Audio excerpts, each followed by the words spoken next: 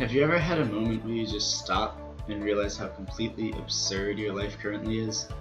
My name is John Jacoby, and I've had those moments a lot in the last 3 months. This semester has been a whirlwind of people, sights, travel, school, events, and self-discovery. Not only am I halfway around the world, but I visited 5 different countries, immersed myself in a foreign culture, and completely upended and replaced every social circle I've ever known. This semester has been perhaps the most interesting time of my entire life. I'm going to take a slightly different tack here and follow the story all the way through a few times, with a different theme each time. Hopefully this makes the whirlwind a little easier for other people to make sense of.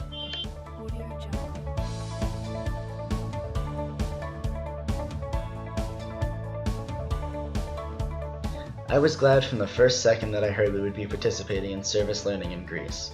Despite some controversies about its effectiveness, service learning is my favorite way of immersing myself within a given culture. I know I'm not going to make a difference or solve any major problems, but for me it's about the direct, interpersonal relationships that I can use to make someone's day better. At my service learning site, I got to work with disabled individuals. When I first got there the original week, I was careful to follow exactly what they told me to do, and was very timid around the participants. I didn't have much of an idea about how things were run around the school, so it was hard to take any initiative, and I often felt like I was just getting in the way. Over the course of the next few months, I got to be something akin to a teacher's assistant for music and arts classes, play a professional photographer for the Facebook page, and work with the participants while they attempted to complete certain tasks, whether they were for fun or just to help out around the school. The simplest things like a smile or a yasu can make the participants so happy, which made me happy. I think service learning represents my largest change in comfort level this semester. After getting to know the staff, the participants, and the school better, it was much easier to be an active member of that community.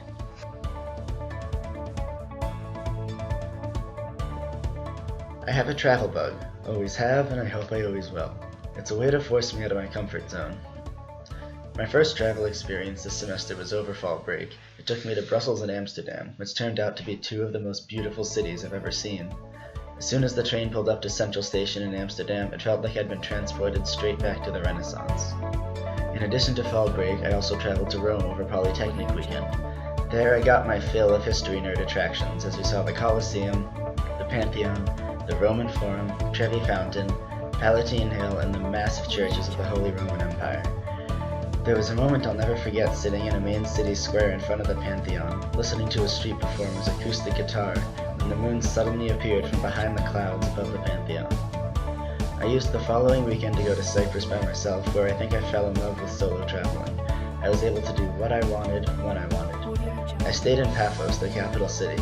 To give you an idea of what it's like, the people there regularly describe Thessaloniki as a big city where people were to work for their taste. While there, I did some sightseeing, ate at a purple restaurant, and laid on the beautiful beach watching the ocean in 76-degree summer weather. It was idyllic. I definitely feel more comfortable with traveling to new places, and I can't wait to do more of it the next time I get the chance.